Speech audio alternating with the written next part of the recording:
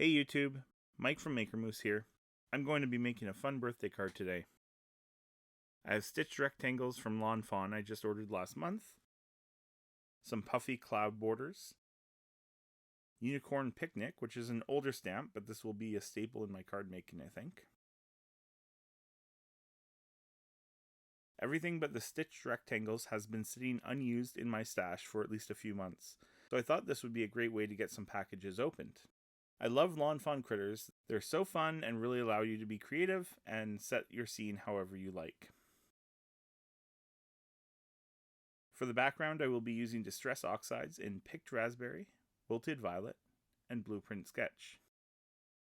It took me just over an hour to make this card from start to finish.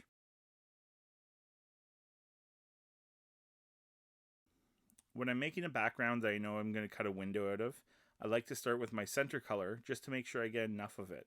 So I'm started with the Wilted Violet. I do have separate blending brushes for oxide and dye inks. I label these ones with oxide on the back so it is very clear to me which one I am holding. Then I'll add the Blueprint Sketch and Picked Raspberry above. I have a piece of scrap paper here to hold the background in place so I don't get fingerprints all over my background.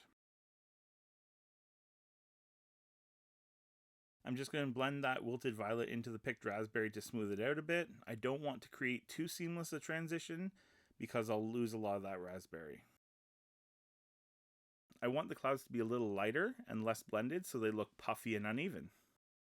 I think I'll just use the Blueprint Sketch with a very light hand.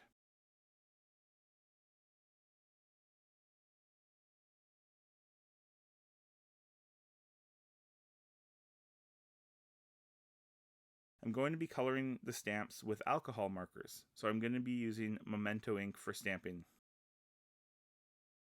I'm going to stamp out the entire set. I do this frequently with brand new sets so that it helps prime the stamps. Oh my gosh, look at how small this heart and star are. I'll probably be using these in the future, but not today. I have a bunch of Copics selected. I think the remains are going to end up rainbow colored.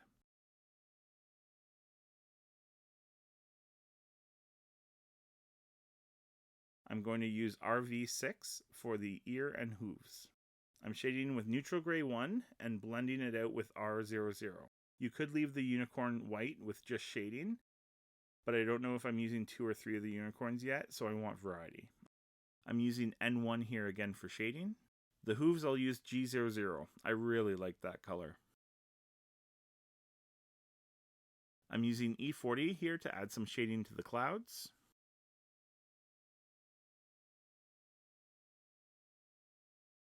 R00 just to color in this unicorn resting on the cloud. RV04 for hooves and horn. And V15 for some shadow. I've never used so many Copics for a single card before. This is a personal record. I'm now trying to decide if I'm going to use some of the tasty treats they have. I'll color the cake the same colors as the unicorn. Since I stamped the entire set, I've done this in 2 passes, just so that the overlapping dyes don't catch on each other.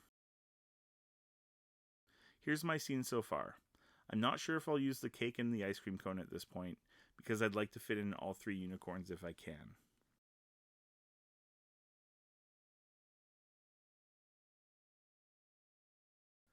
I should have used a cleaner plate for this. The Distress Oxide is showing some of the markings from my cutting plate. I have the outside in stitched rectangles to cut a shaker window in my card background. I really like the stitched look on cards. I think I want my shaker window to be peeking out from these clouds. I've used the clean plate here so that it didn't add any more unwanted markings on my background. Looking at this, I've decided I'm going to do this a little differently than I first expected. I'm going to attach the stitched border to the card base, and then I'm going to pop up the main panel with some foam tape.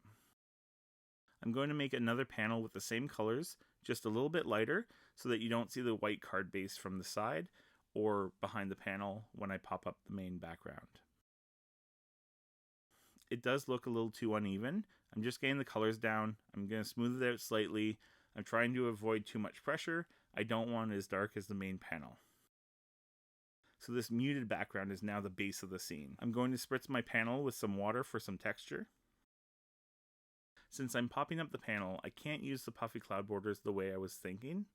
So I'll either save them for another card, or I'll see if I can trim them down and still use them. I'm going to use some mica spray stain for some sparkle. I have the Winter Frost mica stain here. I'm just going to shake a little bit off, tap it off, trying to keep it on the paper towel. I'm also going to use some Tarte Cranberry mica stain. I'm going to remove the tape holding my border on. I couldn't find my acetate. I may be out, so I do have some clear Duralar that I usually use for alcohol inks. So I'll use this in a pinch, but I'll order more acetate because it is a lower price point. I'll use some tape runner to hold my shaker window in place while the liquid glue dries. I've got some Pink Fresh Studios Amethyst glitter drops. I'll glue a few of these down so that even when you're not shaking the card, or if it stood up on display, there's still some sparkle. I have a Sizzix tray here to easily pour these back in their bag. I'll use the clear iridescent drops from Pink Fresh as well.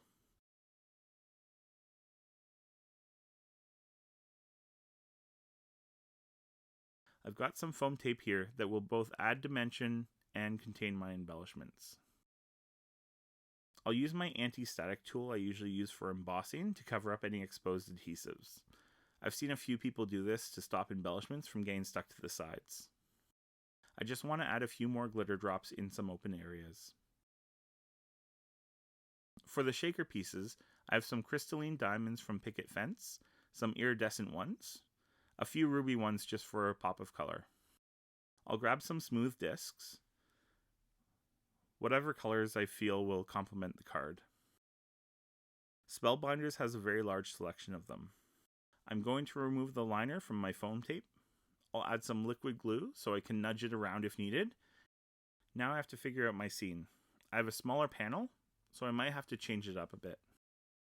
I could probably still salvage these puffy clouds for this card. I think I'll use the long stamp cloud. I still like the idea of the window peeking from behind the clouds. I'll set the colorful unicorn on the big cloud, my blue unicorn on the small cloud. I think the third unicorn just blocks too much of the window. I wasn't going to stamp a sentiment on the front, but since I'm not using the third unicorn, I think it still needs something.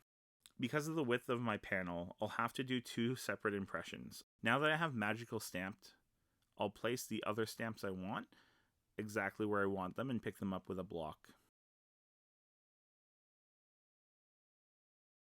Now I'll glue my unicorns down. I'm going to go through my paper and see if I have something more interesting than white for a card base. I will end up using that cake and cone to fill in some more space. This is a pretty heavy card front. I'm going to use a lot of tape glider here. Back in the corner of my stamping tool, I want the top to be perfectly lined up. So here's my card using Unicorn Picnic from Fawn. I love this card. I don't make shaker cards often enough. Have a magical day, and I'll see you in the next video.